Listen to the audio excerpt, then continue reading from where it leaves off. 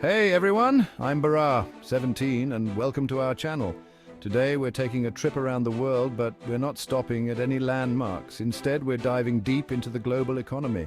Buckle up because we're counting down the 5 richest and 5 poorest countries in the world in 2024. Get ready to have your preconceived notions challenged because, as we'll learn, a country's wealth is a complex tapestry woven from history, resources, and a whole lot of other stuff.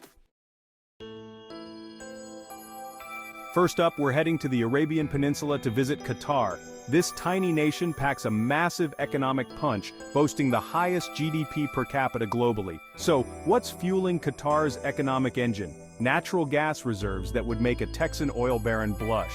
We're talking about the world's third largest natural gas reserves, folks. But Qatar isn't just sitting on fossil fuels. They've been investing heavily in infrastructure, tourism, and education. Hosting the 2022 FIFA World Cup brought in a surge of investment and tourism. But Qatar's wealth isn't without its controversies, from labor rights to income inequality. Next, we find ourselves in the heart of Europe, in the small but mighty nation of Luxembourg. This little country is a financial powerhouse. Think of it as the Wall Street of Europe, but with way better pastries. Luxembourg's economy relies on its financial sector, with banks and investment firms flocking to its business-friendly regulations. Nestled between Germany, France, and Belgium, it's a prime spot for international business. Luxembourg also boasts an incredibly high standard of living, with excellent healthcare, education, and infrastructure. It consistently ranks among the top countries for quality of life. From one financial hub to another, we now journey to Southeast Asia, to the island nation of Singapore. This tiny city-state is a testament to the power of strategic location, a free market economy, and a whole lot of hard work. Singapore is located at the crossroads of major shipping lanes, making it a global hub for trade and finance. And they've capitalized on that strategic advantage like nobody's business. Singapore has a highly developed free market economy, consistently ranking among the most open and business-friendly in the world. They've also invested heavily in education and infrastructure, creating a highly skilled workforce and a world-class business environment. But Singapore's success hasn't come without its challenges. As a small island nation, they have limited natural resources and are heavily reliant on trade. They've also faced criticism for their strict social policies and income inequality. Our next stop takes us to the island of Borneo, where we find the small but incredibly wealthy nation of Brunei. This sultanate is practically swimming in oil, and let's just say they're not afraid to flaunt it. Brunei's economy is heavily reliant on its oil and natural gas reserves, which account for a significant portion of its GDP. And with a small population, that wealth is concentrated in the hands of a select few. We're talking opulent palaces, luxury cars, and a lifestyle that would make even the Kardashians jealous. But beneath the glitz and glamour, there's a more complex story. Brunei is an absolute monarchy, with the Sultan holding significant political and economic power. While the country provides its citizens with free healthcare and education, there are concerns about human rights and freedom of speech. So, while Brunei might seem like a fairy tale on the surface, it's essential to remember that wealth doesn't always equal happiness or freedom. Hold on to your Guinness because we're heading to the Emerald Isle, a country known for its stunning landscapes, rich history, and surprisingly, its booming tech industry. Ireland has undergone a remarkable economic transformation in recent decades. Once known as the Celtic Tiger for its rapid economic growth in the 1990s, Ireland faced a severe economic downturn during the 2008 financial crisis. But like a phoenix rising from the ashes, Ireland has reinvented itself as a global hub for technology and innovation. Attracting multinational giants like Google, Apple, and Facebook, Ireland's low corporate tax rates and highly skilled workforce have made it a magnet for foreign investment. And it's not just tech. Ireland has also become a significant player in pharmaceuticals and financial services.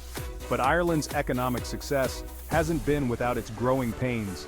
The influx of foreign investment has driven up housing costs, leading to a housing crisis in major cities like Dublin. Now, our journey takes us from the heights of wealth to the depths of poverty, as we explore the countries facing immense economic challenges. Our first stop is Burundi, a small, landlocked nation in East Africa. Burundi is one of the poorest countries in the world, with a low GDP per capita and widespread poverty. The country has been plagued by political instability, corruption, and a lack of infrastructure, all of which have hampered its economic growth. Agriculture, which employs the majority of the population, is largely subsistence-based, leaving the country vulnerable to droughts and food shortages. Access to healthcare and education is limited, particularly in rural areas, perpetuating the cycle of poverty. Despite these challenges, the people of Burundi are resilient, and there are glimmers of hope. International aid organizations are working to improve healthcare, education, and infrastructure, and the government is slowly implementing economic reforms. Our journey through poverty continues in South Sudan, the world's youngest nation, but one burdened by a legacy of conflict. Since gaining independence in 2011, South Sudan has been ravaged by civil war, which has had a devastating impact on its economy. The conflict has displaced millions of people, disrupted agriculture, and destroyed infrastructure, leaving the country heavily reliant on humanitarian aid. South Sudan possesses significant oil reserves, but production has been severely hampered by the ongoing conflict. The country also faces challenges related to corruption, weak governance, and a lack of basic services such as healthcare and education. The road to recovery for South Sudan will be long and arduous, requiring a sustained commitment to peace, stability, and good governance. Our next stop takes us to Malawi, a small landlocked nation in southeastern Africa, where poverty is deeply entrenched. Malawi's economy is heavily reliant on agriculture, particularly tobacco, which exposes it to fluctuations in global commodity prices. The country faces numerous challenges, including limited economic diversification, high population growth, and frequent droughts, which exacerbate food insecurity. Access to healthcare and education is limited, particularly in rural areas, hindering human development and economic progress. Despite these challenges, Malawi is known as the warm heart of Africa for the resilience and spirit of its people. There are ongoing efforts to diversify the economy, improve agricultural productivity, and enhance access to essential services. Our journey continues in Mozambique, a country on the southeastern coast of Africa, endowed with natural resources but grappling with economic struggles. Mozambique has experienced significant economic growth in recent years, fueled by its vast reserves of natural gas. However, the country remains heavily indebted and faces challenges related to poverty, inequality, and corruption. Cyclones and other natural disasters have also taken a toll on Mozambique's economy, destroying infrastructure and displacing communities. Despite these challenges, Mozambique has made progress in reducing poverty and improving access to education and healthcare. The discovery of natural gas reserves offers hope for economic transformation, but it's crucial that these resources are managed sustainably and equitably. Our final stop takes us to the heart of Africa, to the Democratic Republic of the Congo, a country with a paradox at its core. The DRC is incredibly rich in natural resources, boasting vast reserves of minerals, including cobalt, copper, and diamonds.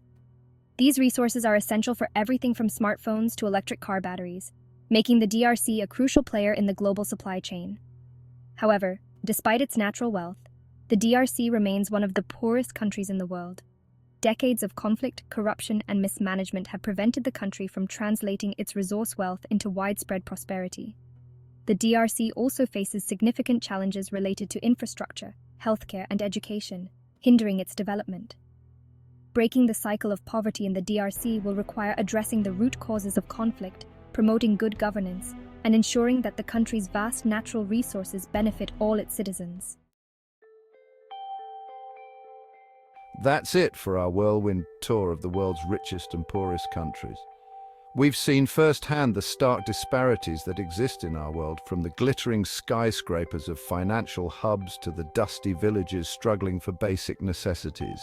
We've learned that wealth is a complex issue influenced by a multitude of factors, from natural resources to historical circumstances to government policies. But most importantly, we've been reminded that true wealth extends far beyond GDP figures. It's about the well-being of a nation's people, their access to education, healthcare, and opportunity. So as we conclude our journey, let's remember that the pursuit of economic progress should always be driven by a commitment to social justice and the betterment of humanity as a whole. Thanks for watching. Don't forget to like, comment and subscribe for more insightful videos. Let us know in the comments which country surprised you the most.